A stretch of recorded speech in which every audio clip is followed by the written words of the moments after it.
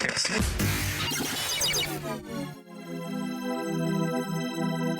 demystify what goes on behind the therapy room door. Join us on this voyage of discovery and co-creative conversations. This is the Therapy Show, Behind Closed Doors podcast. With Bob Cooke and Kellie Barratt.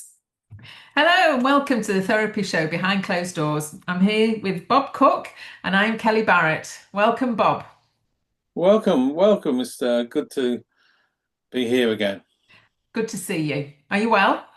I'm very, very well, and I'll let you introduce the podcast. Okay, so we are on episode number 216, and the title is Working with the Disconnected Self in Therapy. Okay, I've just put the light on again. I thought you were leaving then. I must. I feel. Oh gosh, it's so light now, a bit like a saint. But I know I'm not a saint. It's okay. It's just I've got this halo now. And people who are listening rather than being on the sort of YouTube can't see the halo. But anyway. Yes, I can see it, Bob. So, working with the disconnected self. And I have no idea where you're going to go to with this. Where we're going to, but I'm sure you know. I know you know a lot about this, but I'll start off. Interestingly, of course, when isn't the self disconnected? Sorry, when is the self connected? You see, I think most people come with problems around dissociation, disconnection, and lack of self agency, which means that I think the therapist who specialise in that, I certainly do, also needs to think about really in the neurotic population, and even healthy relationships, the relationships mostly go wrong when there's a disconnection. Yes. And in some ways, the question is, when aren't we disconnected from the self? Now, the more disturbed we are, the more we're disconnected. Yes. I'll talk about that. But even in the normal neurotic world, under stress, we often disconnect from ourselves. And when people talk about, healthiness and unhealthiness and mental health conditions, I think there's a mental health continuum or a health continuum. Yes. From what we'll call the neurotic population on one side and personality disorders on the other. Yeah. And from the neurotic to the more disturbed level, if you like, we could judge that by the level of disconnection from the self and the lack of moving away from here and now reality. Yeah. That does not mean, though, that, when we're in the neurotic population, that means when we have, how can I put this, not such a fragile sense of self. We have more value in ourselves, more connection with ourselves, more ability under stress to be able to self-regulate ourselves. Yes. Yeah. Yeah. It doesn't mean, though, that under acute stress we might move away from might not disconnect ourselves from reality. We still might, but we come back quicker. So I'm just thinking of times. An example under stress where something might happen and we might regress momentally to a younger part of ourselves. But if we are living in the neurotic population, we have more ability to grab our self-agency quicker. Yes. Yeah. People who are in the more disturbed population, they will regress and stay regressed far longer and therefore get fixed in a younger self, if you like, where they aren't able to even be aware of the adult resources around them. And they get stuck in a limited way of thinking, which is often quite young. That's a really great way of explaining it. Yeah. And so they get stuck and aren't able to problem solve. Absolutely. So they're very disconnected. Yes. Yeah. Now, a model I do like when talking about disconnected self or connection in terms of mental health is transaction analysis, because it's got a personality model of three ego states: parent, adult, and child. Yeah. But by definition, Kellie, if you think about it, it's quite a disconnected model. Mm. There is a parent, there is an adult, there's a child. Now, of course, it's developmentally connected, but people might see that model as split to a certain extent from in an evolutionary place in terms of psychological health. However, the way I think of this in transaction analysis is the adult is always integratedly connecting the different parts of the self. The adult is always integratingly Connecting the different parts of the self. different parts of the The self. child. Okay. So I think there's always, under optimum health conditions, an integrating adult. The problem of the real disconnected self is when the disconnected self, or the part of the self, stays disconnected to a level where the person isn't able to connect to adult reality very quickly. Or what you said, problem solve. Yeah, yeah. And remember they've got other resources around them. There's always options, but they might not be able to think in those terms. Or even be aware. Yeah, yeah. Yeah. You see, what I think happens under severe trauma, for example, we fragment parts of ourselves to protect ourselves, if you like. So we fragment, we are protecting the vulnerable part of ourselves, which has been so traumatized. We get disconnected from other parts of ourselves. Yeah, so that disconnected self is really the attempt of the organism to protect itself from trauma. So are you saying in trauma, we send a part of ourselves away to keep it safe? We Yes. send it away, or it just... There's a word for that, disavow. Disavow. So we're keeping ourselves safe, and by doing that, we're sending a part of ourselves away somewhere to stay safe. Correct. So if somebody's been abused physically, sexually, they may do exactly what you've just talked about. They may project, send away, let's use your language, a part of ourselves out there to the ceiling or whatever it is. And that part of ourselves may look down on the other side of the part which they're protecting. Yes. So they take the abuse rather than the other part. Yeah. So if a client was to say, I was watching myself from the ceiling, that's what's happening. Yeah. Another word for that is the dissociative self. I use disconnected. Yeah. Because dissociation is a form of disconnection. It's a movement away from the self. Yeah. And we move away from the self, or disconnect from the self, psychologically, to protect the self. Yeah. It's always a protection mechanism. Yes. In a survival situation.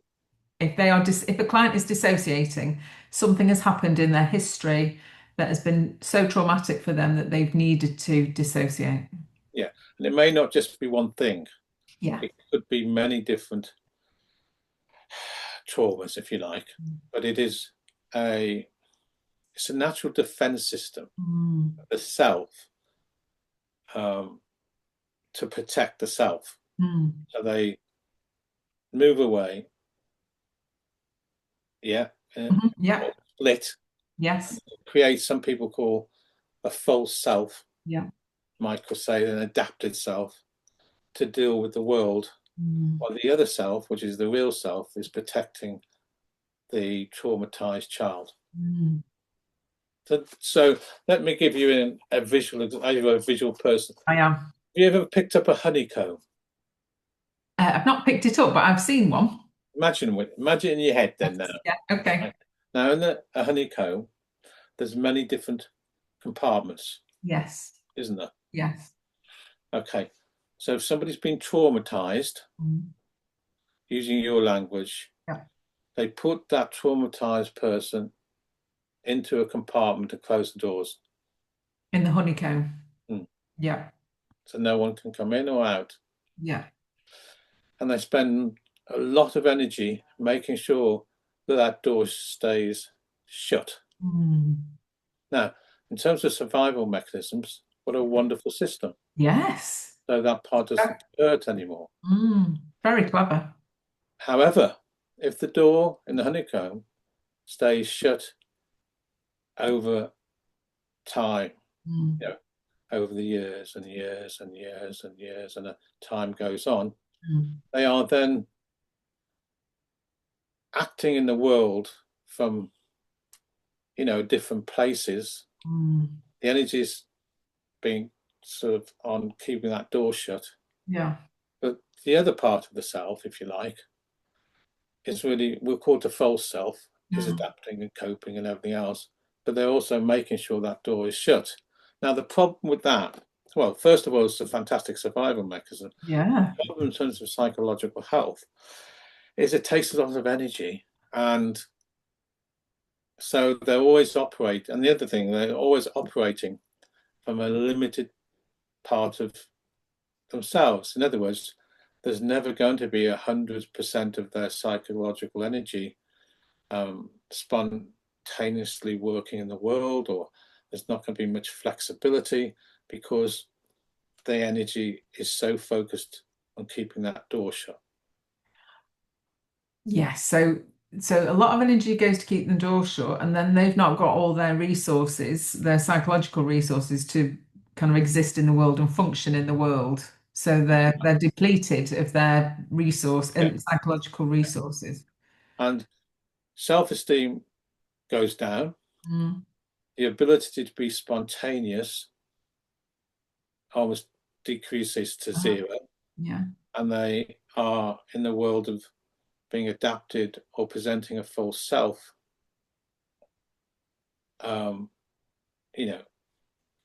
forever. Not forever, but, in the world and in relationships and in functioning. God, I feel quite tired just at the thought of that, of how hard that must be to keep all the doors shut. So we're permanently disconnected. Yeah. Now, it's a survival mechanism, which is particularly wonderful in one way, of course.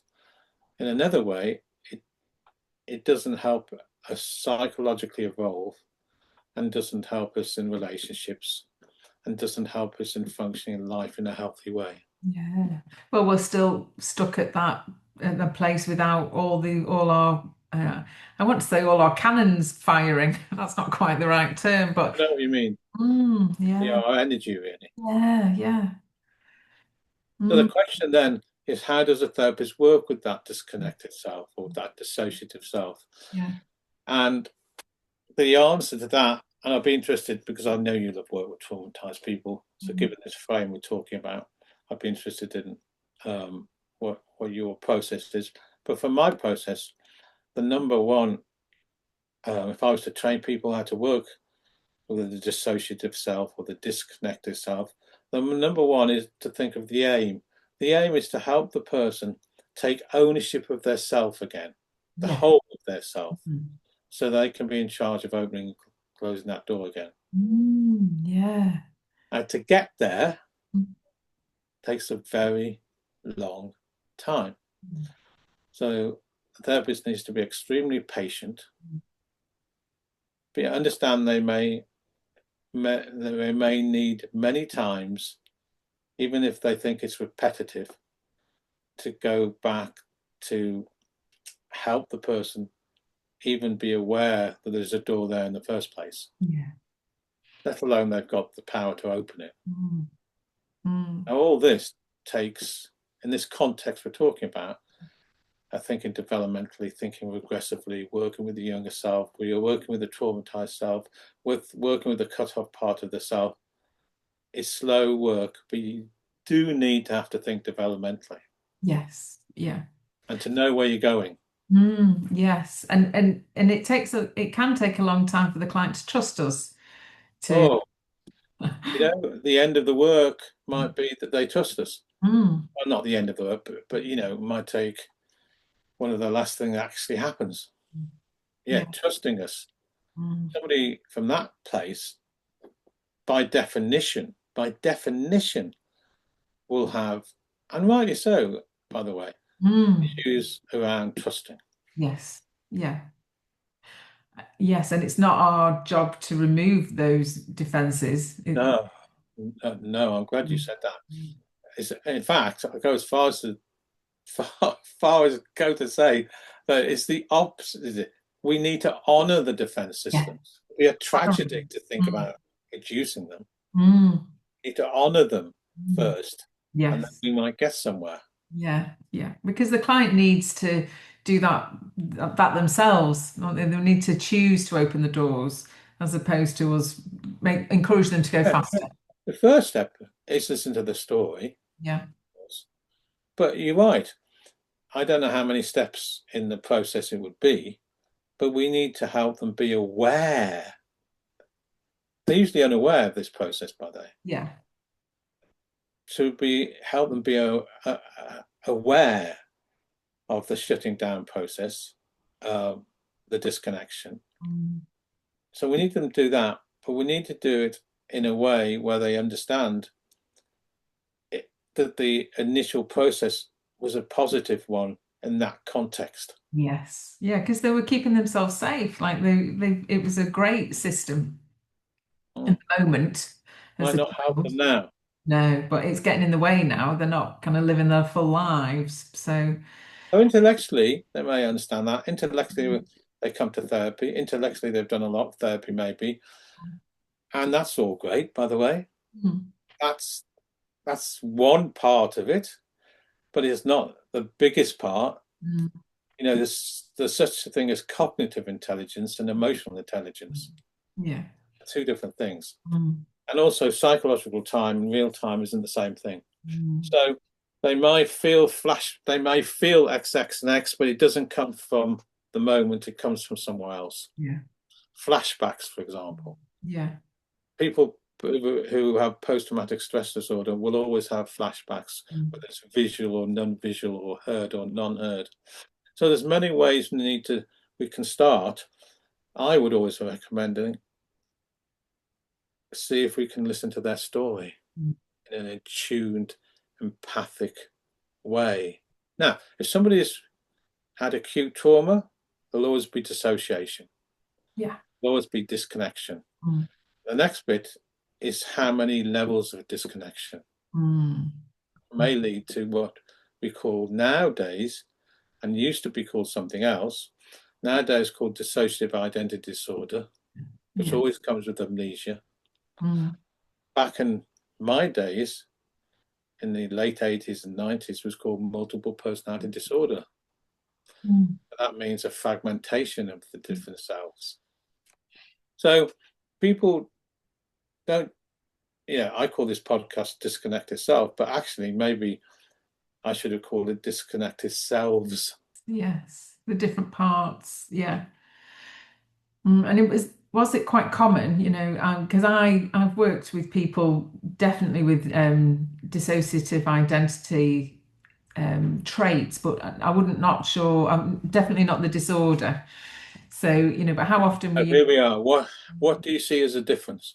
Yeah. So the difference I would say for me is the regular dissociation, but the dissociative identity disorder I think of, and I'm not saying I'm right, but I think of in terms of having different parts of themselves. So they might be different personalities and there's a shift and they don't remember. Yeah. So I think there's always some sort of amnesia with even the first split. Yeah. But if we're talking about acute fragmentations and more splits, 3, 4, 5, 6, that have different, say, fragmentations of the cells. Yeah. The amnesia is usually more acute and intense. And again, I see this as a continuum. Yeah. If we wanted to use the words traits, it would be maybe one split or two splits to defend the self. Might even have sub-personalities, but it's usually one or two splits. So traits would include some aspect of amnesia, some flashbacks, some movement away from self, high levels of, It's all the things you've just mentioned. Mm. If you go up the continuum, where there's more fragmentation up towards selves, then amnesia becomes more prevalent. Yes. So they might say, oh, when they came in the room, oh, you know what? I found myself on a train yesterday and I don't know how I got there. Or so they took amnesia in a much more intense way. And what becomes even more evident with the fragmentation is their lack of time. In other words, they lose time. You with me? Yes, absolutely. Yeah. So that's really important as they get more, just the level of disturbance is higher. Yeah. And I think, I've worked with clients where they have lost hours of time. It is long work, like you say. It's got to be very patient, so they're until they're more able to stay in the present and not dissociate and lose hours of time. Not all therapists think this way, so they perhaps don't think of multiple parts of the self. But if you're working with someone who's been heavily traumatized, you might discover these different aspects of the self, and as you work with down the layers of the onion, and you find the different parts of the selves, usually developmentally. In other words, people usually fragment to a particular sense of self at the age of the trauma. As it's time specific. Yes. So another person, John, might be created at a different age. So there's a word for in dissociative identity disorder language, or multiple personality disorder language, though the podcast we've got now isn't talking about this. Yes. These parts of the self are called elders. Oh, okay. So you get younger elders, older elders, and they don't know about each other. So they have to operate through what is called the host alter. So that is the disorder. This is the disordered level. The disorder. But we might be working with clients and they've got different, so in TA terms, the child child ego state. So they might have a 5-year-old child self and a 10-year-old child self and a 15-year-old child self, for example. Yeah, and they know about it. So they can move from the different developmental ages. Yes. Yes. And have enough adult self-agency to be able to not only know what they're doing, but to explain it afterwards. Yes, yes. So they haven't got the amnesia, but they've got the awareness of, oh, that's like my 5-year-old kid. Yeah. Okay. They don't have intense amnesia. They don't have a lot of processes about psychological loss of time necessarily. Yeah. They don't necessarily have acute, intense flashbacks. These things increase the more disturbed a person is. Yeah. So we're often working with the disconnected self. And the aim is the same, really, to help the person take ownership of the disavowal of what they've given away psychologically. Yeah. What if they don't like those parts of themselves? Are you talking about the disturbed level we're talking about? Yeah. Well, yes, but not necessarily the disordered. I'm not sure how many therapists would be working with the disordered parts, but I think generally.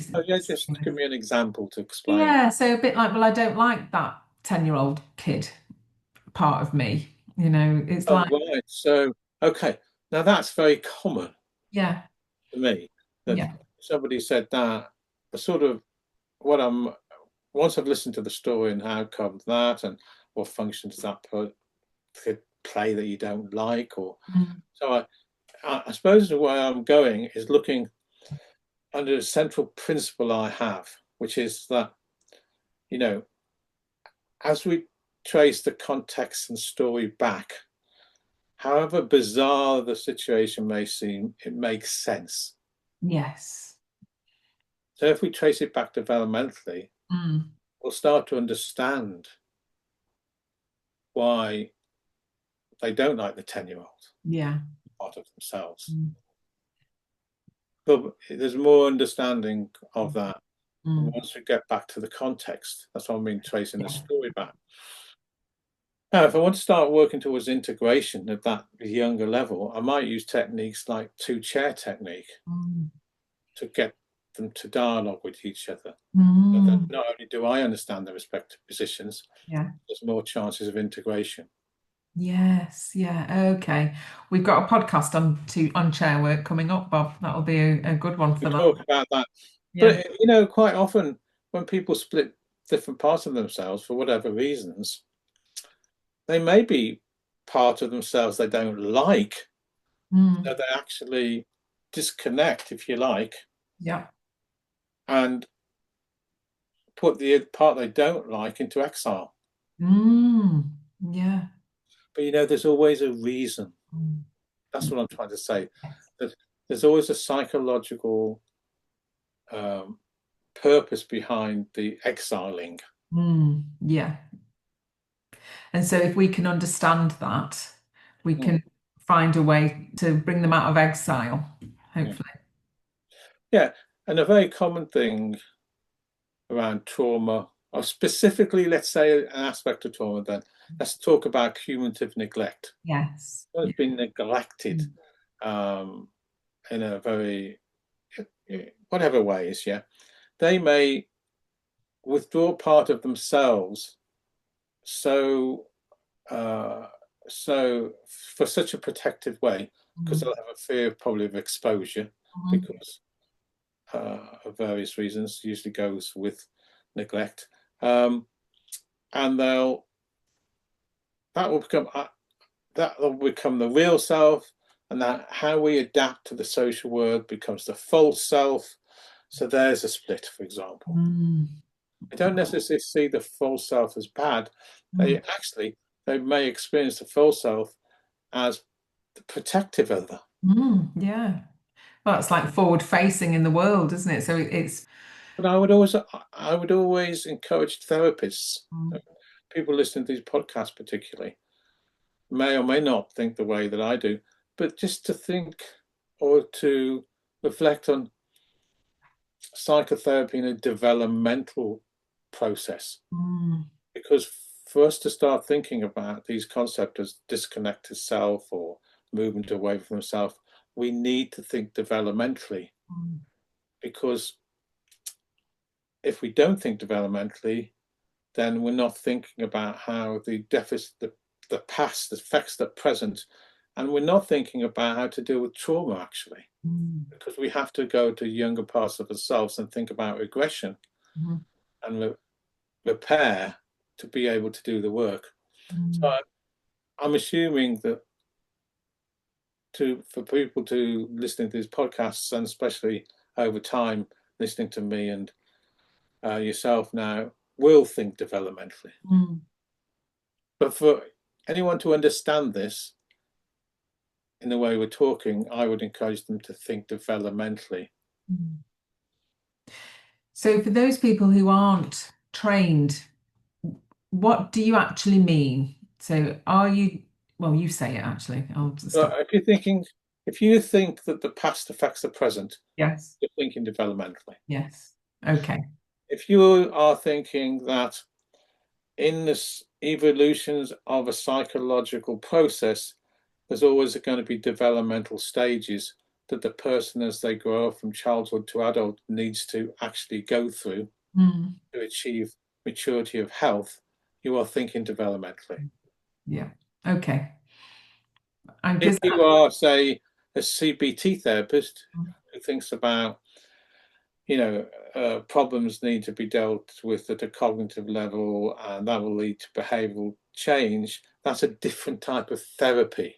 Yeah. Those sorts of people aren't trained particularly to think about how the past affects their present. They're trained to think about, as you help the person understand the way they think, and the way they think may, in fact, create contaminations and thinking distortions, And as you help people work with those thinking problems, then there'll be behavioral change, and then they'll be able to have emotional quality of life, which is different, is a different type of therapy.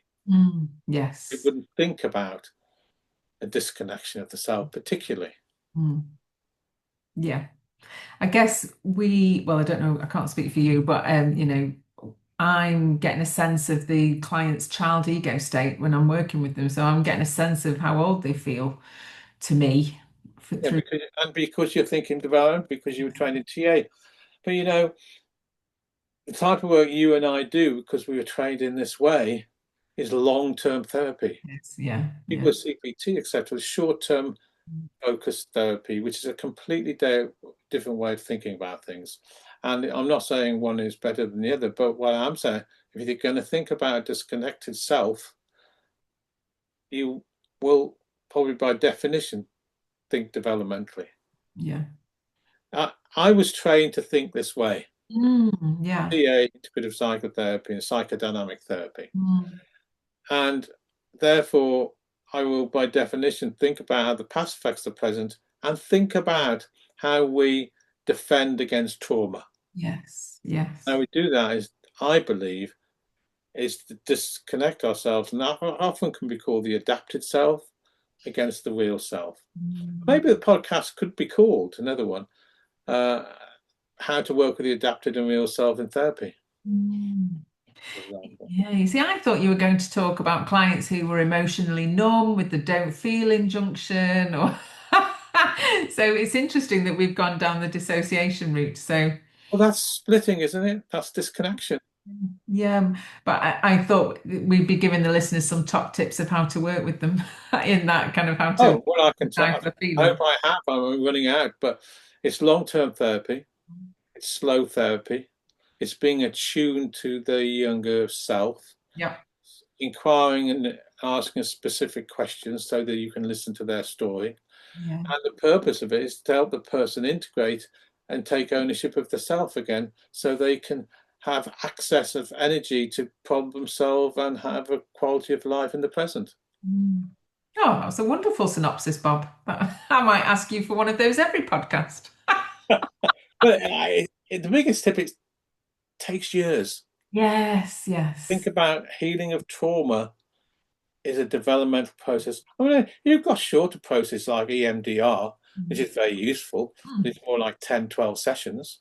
I've heard wonderful things about that. Yeah. You've got debriefing, which is also a very important way of working with trauma. EMDR sort of preceded it a bit. But I think if you talk about EMDR, I think EMDR needs to be worked in conjunction with developmental therapy. A lot of people listening to this may really disagree. But that past maybe is another podcast. Yes, maybe. And anyway, brain spotting, which is another up-to-date version of EMDR, because different from EMDR, but it comes from that heritage. It's shorter, but again, I think brain spotting, EMDR, needs to be worked in conjunction with developmental thinking. Can you say why you think that? Well, I think it's only touched as a surface. In other words, there's a lot more to a person's story. Yeah. 12 sessions. Yes. I'm not saying you can't go a long way in debriefing, brain spotting, EMDR, or whatever. So I really don't want people to hear that, because they're very important innovations in the world of mental health. Yeah.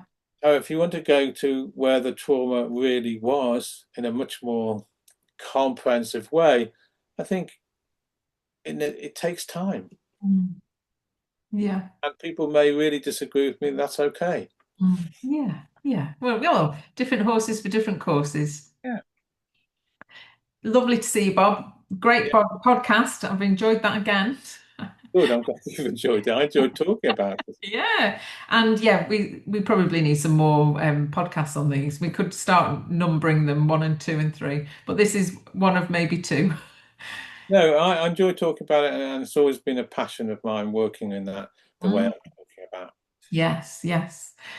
Great. So I haven't actually checked what's the next on the list. So I think the next podcast is flashbacks and triggers, how to deal with them effectively within the therapy process. But of course, anybody working with trauma, you're going to have flashbacks and triggers. Yes. So it's really leading on in a way. Yes. This, isn't it? It is. It's a good lead on, yes. You must have worked many times with people with flashbacks and triggers, and people can get triggered all the time, and they develop coping mechanisms. So rather than going straight into the podcast, I look forward to talking about it. Yes, me too, Bob. So I'll say goodbye to the listeners, and we'll see you next time. See you next time. Bye. Bye-bye. You've been listening to The Therapy Show, Behind Closed Doors podcast. We hope you enjoyed the show. Don't forget to subscribe and leave us a review. We'll be back next week with another episode.